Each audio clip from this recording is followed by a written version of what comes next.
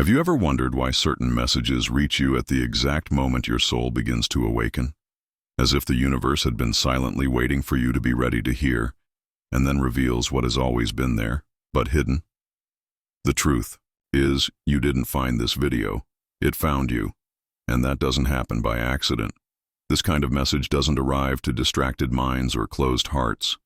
It appears when an ancient code begins to activate, a subtle but profound calling, reserved only for the chosen ones. And among these chosen ones, there is an even rarer group, those who have been marked since birth with sacred symbols, like the letter M on their hands or the enigmatic crescent moon that appears when least expected. Yes, I'm talking about you. If you carry one of these marks, even if you still don't understand its meaning, know this. It is not a mistake, nor just a random detail. It is a spiritual signature, a silent calling to remember who you are and why you came. And if these words are resonating within you now, it is no mere coincidence. It's confirmation. Because the time has come to break through the veil of forgetfulness and walk consciously along the invisible thread that unites thought, word, and creation. You are not a body seeking meaning.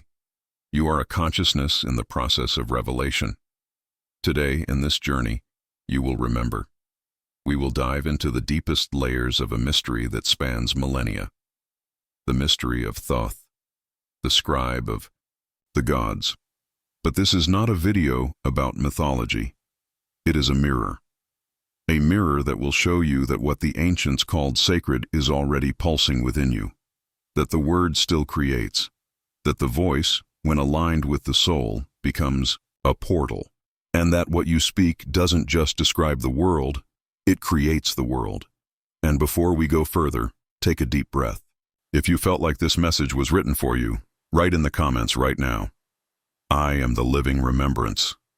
This is not just any gesture. It's a seal, a spiritual echo, a silent declaration that you are ready, ready to remember, ready to manifest, ready to carry the truth of who you are. And subscribe, because what we are about to reveal will not only shift your perception, it will shift your entire energetic field. Now, allow the next layer to be revealed. In the beginning there was no chaos, there was consciousness, and before anything could take form, there had to be intention. Thought emerged, and with it, the silent yearning of creation. But even thought, vast as it is, needed a vehicle. Something to bring it into being. That vehicle was the word, and no one understood this better than Thoth. He was not merely a figure from myth or an ancient scribe chronicling the will of the gods.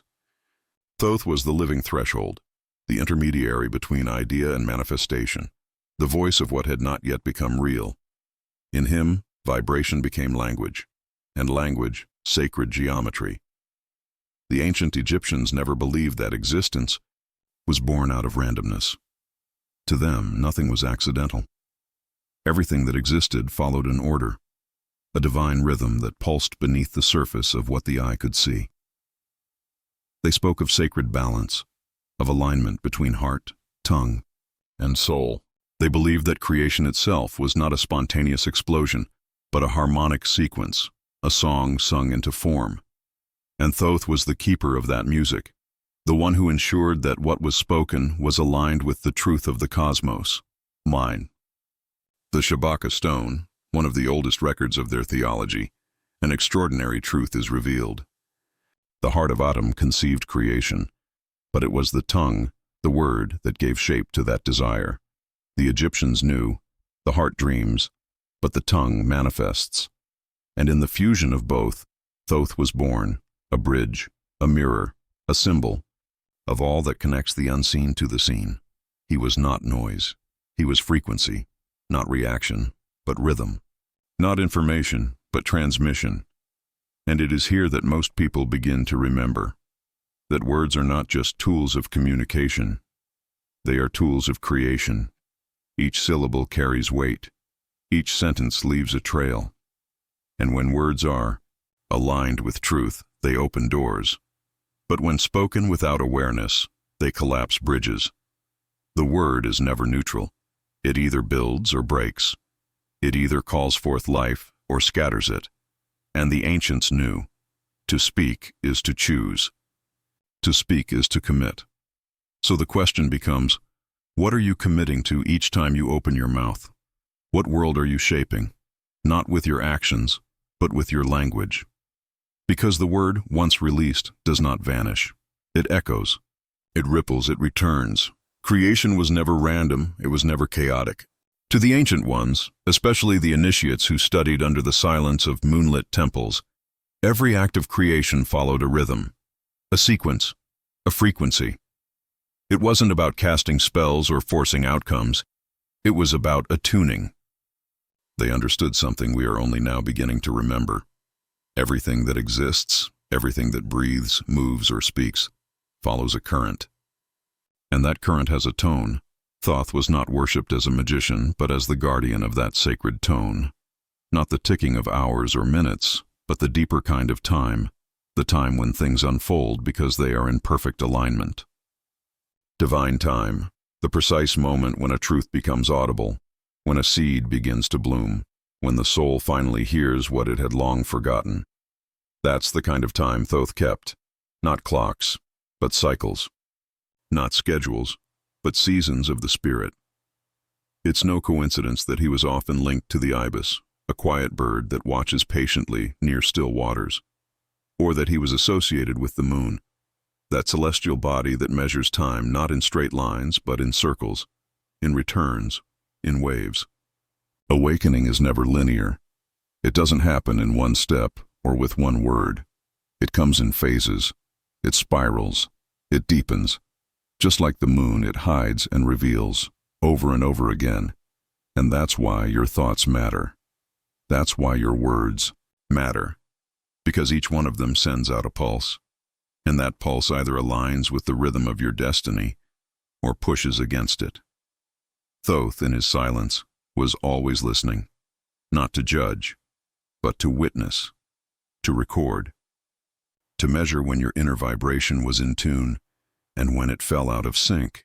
He didn't shout, he didn't command, he observed. And when the silence inside you finally matched the frequency outside you, then and only then could the sacred begin to speak.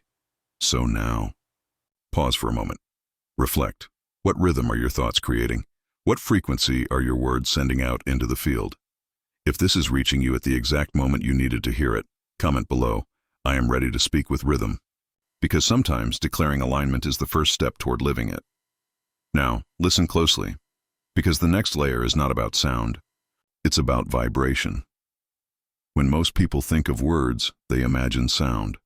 Something spoken, something audible, something fleeting. But the ancients knew better. They knew that beneath the surface of every word lies a structure far more potent than noise. A word is not merely spoken, it is transmitted. It is a carrier of frequency, a vessel of vibration, a channel through which intention becomes substance. In the deepest teachings, a word is not defined by the mouth that releases it, but by the energy that shapes it. This is where many get lost. They believe manifestation happens through repetition, through saying things over and over like spells, tossed into the wind. But repetition without resonance is just noise. It is only when vibration matches intention, when frequency mirrors emotion, that the word becomes alive. And this is the sacred truth Thoth guarded for millennia. The word is not what you say, it's what you emit. You don't create by describing life. You create by vibrating in alignment with what you speak. In the Gospel of John, it is written, "In the beginning was the Word." But that idea didn't begin with Christianity. It is an echo, an ancient reverberation of something the Egyptians knew long before scriptures were ever written. They believed that words weren't labels. They were forces, living entities, expressions of the divine blueprint. Words carried structure. They built realities. And Thoth didn't just transcribe them, he encoded them. He traced the vibrational mathematics behind sound, the sacred geometry behind every syllable. And this is where the mystery deepens. Because if the word is vibration, then your voice is not just a tool for communication. It is a tuning fork, a ritual instrument. Your tone, your rhythm, your inflection, all of it is part of the ritual. Every time you speak, you send a ripple into the field around you. And that field responds, not to what you say, but to how you vibrate while saying it. The universe is not listening to your grammar. It is listening to your energy. This is why so many people fail to manifest, even when they say all the right things, because they are speaking from fear, not from alignment, declaring abundance with trembling hands, speaking love with a bitter tongue, asking for clarity from a place of inner confusion. But Thoth knew. Vibration never lies. A misaligned word collapses. A coherent word creates. And the universe only answers to coherence. So now, ask yourself, when you speak of your life, your path, your dreams, are you vibrating in truth? Or are you merely echoing the habits of your pain? Because the field around you is always listening, and the vibration you emit is already shaping the next chapter. You've heard the word before, probably too many times, in childhood games, in magician acts, in cartoons and movies, a word tossed around to trigger laughter, surprise, or illusion. A word that, to most of the world, means nothing more than pulling a rabbit out of a hat. Abracadabra. But what if I told you that buried beneath that silliness, beneath the glitter and spectacle, is one of the oldest and most sacred codes ever spoken by human lips? A vibration so powerful it was once feared, revered, protected. Abracadabra does not come from fantasy. It comes from Aramaic, one of the oldest spiritual languages. And it doesn't mean magic. It means, I create as I speak. Let that settle into your bones for a moment. Not I want, not I hope, not I pretend, but I create. The word itself is not a command. It is a mirror. It reveals what already exists in your field. It confirms the law that governs all manifestation. What you speak from inner coherence becomes real. This is why Thoth was never portrayed as shouting incantations or waving wands. He didn't perform. He encoded. Every word he inscribed carried geometric intelligence. Every syllable held shape, rhythm, and consequence. And this is what most people overlook. A word is not just sound, it is structure, vibrational architecture. A language that shapes what exists before form arises. In the esoteric teachings of Kabbalah, practitioners would write abracadabra in an inverted triangle, each line dropping one letter until only a point remained. From fullness to focus. From everything to essence. That sacred triangle represented the collapse of creative power into the center of self, the exact point where word and will converge, because in the end, abracadabra isn't a spell. It's a principle, a spiritual equation, a living map, and those who mocked it, who reduced it to children's tricks, only proved how far we've drifted from the real language of power. But you are remembering. You are beginning to feel that this word is not just a sound, it's a doorway, and what lies beyond that doorway changes everything. Not every door should be opened at once, and not every soul is ready for what lies behind the veil. This is something the ancients knew deeply, a truth woven into myth, symbol, and ritual. Power, in its sacred form, is never simply given, it is revealed, and only when the vessel is ready to hold it. In Egyptian tradition, there is a story, strange to modern ears, but burning with meaning beneath its mythical layers. A tale whispered through centuries, etched into scrolls from the Ptolemaic era. It speaks of a forbidden book, a book said to be written by Thoth himself, locked away, sealed with spells, and protected by serpents. Inside it, two great secrets. The first, a spell to hear the language of animals and command the elements. The second, to see the gods directly, to perceive the divine without a filter. Neferkapta, driven by desire and pride, found the book. He broke its seals, he read its words, and he paid the price. His son died. His wife died. His own soul was swallowed in grief and silence. And even in death he clung to the book, burying it with his bones, but not escaping the weight of what he had touched. Later, Setna, another seeker of forbidden power, would be drawn to the same knowledge. And again, the outcome was the same. Delusion, confusion, a mind overtaken, a spirit undone. Because the book was never merely a collection of spells. It was a test, a mirror. It did not grant power. It revealed whether power could be sustained. It showed the seeker not what he could gain, but what he had yet to integrate. The real punishment wasn't what the book did. It was what the seeker brought to it. For when the ego is larger than awareness, even divine wisdom becomes poison. And when the soul reaches for light without first healing its shadow, that light blinds instead of illuminates. This is the essence of spiritual maturity, to know when to approach and when to kneel.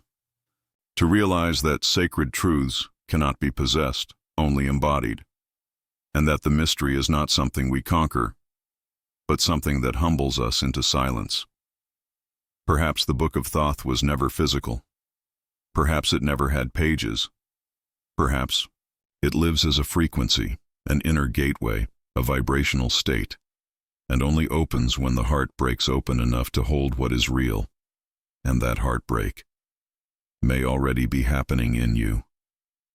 We've been told to fear judgment, as if it were something far off, hidden in the distant horizon of death, presided over by forces beyond our reach. But what if that judgment has already begun? What if it's not being delivered by a god in the sky, but quietly written into the field of your own vibration, moment by moment, word by word? In the Egyptian Book of the Dead, there is a scene etched into the soul of their tradition. A scale. On one side, the feather of Ma'at, the essence of divine truth, cosmic order, and spiritual harmony. On the other, the heart of the departed, and standing nearby, Thoth, the silent scribe, recording the result. But here's the revelation. This weighing of the heart is not a future event. It is a present process. It is already happening. Every thought you agree with, every word you speak without awareness, every feeling you repeat day after day, it's all being inscribed, not in a scroll, but in your field, in your energy, in your life, and the scale is your reality. It doesn't lie. It reflects. It doesn't punish. It reveals. That's why so many live lives filled with contradiction. They wish for one thing, yet speak another. They desire peace, but feed conflict. They long for love, but vibrate in fear. And the universe does not respond to what you want. It responds to what you are. It's not Thoth who punishes. It's not some angry god. It's coherence, or the lack of it, that creates the consequences. The sacred field around you is exact. It only echoes what you transmit. It doesn't read your intentions. It reads your frequency. And this is the most liberating and the most confronting truth. You are already being judged, but not by others, not by heaven, not even by Thoth. You are being judged by the harmony or the distortion of your own being. The thoughts you nurture, the stories you repeat, the words you offer the world again and again. You can't fake this. You can't cheat the scale. You can chant affirmations all day long, but if your frequency is rooted in fear, scarcity, bitterness, the imbalance will still show. So the question is no longer, will I be judged? The real question is, what am I transmitting and now? Because the weight of your heart is not measured at the end. It is being weighed in this very breath. All your life, you were taught to want, to dream big, to wish upon stars, to chase the life you imagine in your mind. But no one told you that the universe doesn't respond to wanting. It doesn't respond to longing, begging, or visualizing. Without embodiment, the field around you does not answer your fantasies, it answers your frequency. And that frequency is not created through effort, but through coherence. Manifestation isn't magic. It isn't bending reality with willpower or scripting your future into existence through sheer repetition. It's about alignment, the sacred marriage between thought, feeling, word, and presence. It's when your mind believes what your heart feels, when your words reflect what your spirit knows, when your actions echo what your soul has already decided. That's when manifestation happens, not instantly, not loudly, but inevitably. In the mystical tradition of Kabbalah, one of the oldest and most profound wisdom systems on earth, the word for manifest is not a command, but a posture, to receive, not to force, not to demand, but to become the kind, a vessel that can hold what is already flowing. And that flow only enters where there is vibrational integrity. They teach that all reality moves through a sacred map, the tree of life, and before anything appears in this dense world we call matter, it must pass through invisible dimensions, from the crown, the divine spark, to understanding, where intention forms, through the heart, where truth is weighed, down into foundation, where the word takes shape, and finally into kingdom, where form appears. But if any part of that path is broken, if intention doesn't match emotion, if emotion clashes with speech, if the heart is out of sync with the word, then what reaches reality is not truth, it's distortion. That's why people say the right words but manifest the wrong outcomes. They desire abundance but vibrate in lack. They speak of love but still operate from old wounds. They chant light but still fear their own darkness. And in that internal war, reality becomes confused, not because the universe is cruel, but because the signal is fragmented. You don't manifest what you want. You manifest what you are capable of sustaining. So now ask yourself, are your thoughts, your emotions, your words, and your actions walking in harmony? Or are they speaking different languages? Because reality only listens to what speaks as one. Symbols have always held power, not because they are magical in themselves, but because they carry layers of meaning the soul can recognize, even when the mind cannot explain. One of the most enduring of these is the pentagram, misunderstood, misused, distorted across centuries, and yet still pulsing with sacred geometry. 5 points, 5 elements. One truth, the temple is not out there. You are the temple. To the ancients, the pentagram was never just a star. It was a mirror, a map, a reminder that the divine doesn't live above but within, that you are not separate from the cosmos, but a living reflection of it. Each point of the star corresponds to an element of creation: earth, water, air, fire, and ether. Each one a layer of you. Earth is your body, your structure, your groundedness, your roots in this world. Water is your emotion, your memory, your intuition, the river of feeling that flows through your life. Air is your mind, your thoughts, your beliefs, your internal voice. Fire is your action, your will, your passion, your creative force. And ether is spirit, the invisible thread that binds everything together, the breath of the eternal within the finite. When these 5 forces are in balance, something sacred happens. The star shines from within. You become the temple. You become the spell. You become the altar and the offering, not by trying harder, not by chasing visions, but by honoring every part of you as divine, by bringing presence into the way you walk, the way you speak, the way you feel, the way you act, and the way you connect to what cannot be seen. This is not theory. This is not metaphor. It's design. It's how the universe is structured, and how you are meant to operate within it. Pythagoras understood this. So did the mystics, the alchemists, the prophets. The star was drawn not to impress, but to remind you are a cosmos in miniature, a walking equation of spirit and matter, a reflection of the great pattern, but every pattern needs stability. And even a star must have something to stand on, because without foundation, symbols become decoration. Without embodiment, wisdom becomes performance. So the real question becomes, what holds your star in place? What root supports your fire? What structure protects your spirit? Because without that base, even the brightest light will flicker. You've walked through the layers. You've felt the echoes of ancient truths awakening within you. You've heard the silent language behind the sound, the sacred rhythm beneath the spoken word, and the geometry of creation that begins, not in the sky, but within the vibration of your being. And now, it's no longer about knowing. It's about becoming. This isn't about mythology. It's not about Thoth as a distant deity or a forgotten name carved in stone. It's about you, and what you carry. You who were marked not by accident, but by purpose. You who may have seen the letter M carved unknowingly in your palm. You who have gazed at your hands and noticed the crescent moon, silent, but never without meaning. These are not signs of separation.